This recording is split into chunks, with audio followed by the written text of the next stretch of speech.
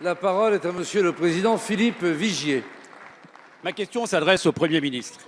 Le Président de la République vient de reconnaître avec lucidité qu'il avait échoué à réconcilier ce qu'il appelle la base et le sommet. Il est maintenant urgent de passer de la parole aux actes en tendant la main aux maires qui sont sur le terrain au quotidien les artisans infatigables de la République. Alors que s'ouvre aujourd'hui même leur congrès, auquel Emmanuel Macron ne viendra pas malgré les engagements qu'il avait pris, les maires sont désemparés et songent souvent à abandonner la gestion de la commune pour laquelle ils ont tant donné. Face au désengagement de l'État, les maires sont en première ligne pour protéger leurs concitoyens face aux crises sociales, écologiques, identitaires et économiques dans leur territoire. Ils sont également en première ligne face aux fermetures des services publics, aux difficultés d'accès au logement, au transport, aux soins, à la téléphonie mobile, au numérique. Ils doivent se battre chaque jour pour leur territoire contre des décisions qui sont prises de Paris, par Paris et pour Paris. Monsieur le Premier ministre, les maires font la force de la France. Ils veulent de la considération. Ils veulent des moyens pour libérer l'énergie et le potentiel de leur territoire.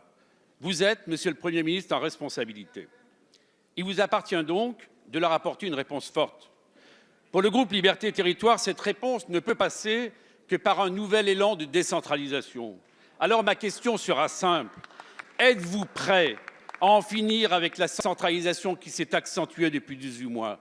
Êtes-vous prêt à permettre aux territoires de s'adapter en fonction de leurs spécificités, notamment en facilitant l'expérimentation locale?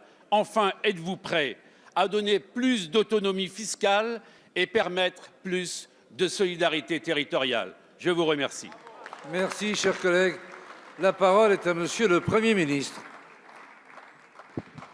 Monsieur le Président, Mesdames et Messieurs les députés, Monsieur le Président Vigier, vous livrez en cette journée de Congrès des maires un plaidoyer pour les maires de France. Et je pourrais évidemment partager presque tout ce que vous avez dit, tellement, dans mon cas aussi, j'ai admiration, amitié et...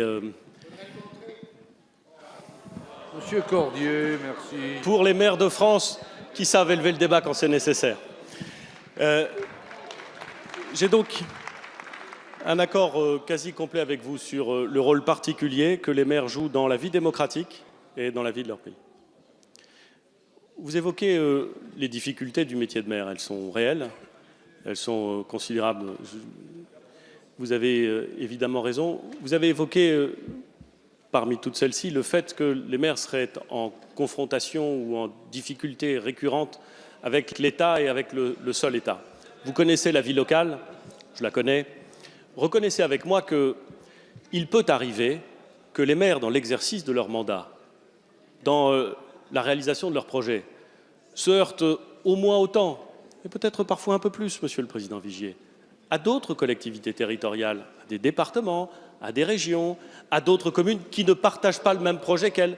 Ça peut arriver, et tous ceux qui pensent que ça n'arrive jamais ont une vision particulière de la réalité de la vie locale. Vous le savez, je le sais, ça ne veut pas dire qu'il n'y a pas des relations parfois difficiles, mais je pense qu'on peut, avec honnêteté et avec nuance, reconnaître que la vie locale n'est pas simplement la relation tendue et opposée entre les maires et l'État. Vous évoquez, Monsieur le Président Vigier, la nécessité d'une nouvelle vague de décentralisation. Là-dessus, je veux dire les choses le plus clairement possible. Nous avons indiqué dès la prise de fonction du gouvernement, exactement dans la ligne de ce qui avait été proposé par le Président de la République, que nous ne refonderions pas complètement les collectivités territoriales, que nous ne réaliserions pas un nouveau Big Bang, que nous n'allons pas refaire une deuxième loi NOTRe ou une troisième loi NOTRe, qu'il fallait laisser aux collectivités territoriales le soin, si j'ose dire, de digérer les transformations avec la réforme des grandes régions qui a posé tellement de problèmes, avec la transformation des périmètres des intercommunalités dont nous savons tous qu'en les augmentant de façon très directive, nous avons posé des problèmes, quand je dis nous, la précédente majorité, disons-le clairement, a posé des difficultés, et parfois ça se passe très bien, mais parfois on voit aussi que s'agissant des maires, c'est un peu plus compliqué de vivre dans des grandes intercommunalités. Je ne vois pas pourquoi ça suscite l'agacement, c'est un fait. Tous les maires le disent. Parfois ça se passe bien, parfois ça se passe moins bien. On voit bien qu'il y a là un sujet. Nous ne voulons pas faire un nouveau Big Bang. Nous voulons faire en sorte de corriger ce qui peut l'être, d'adapter ce qui doit l'être, de travailler avec les collectivités territoriales, comme ça a été le cas en Alsace, pour faire en sorte de trouver des solutions adaptées du sur-mesure, comme nous disons.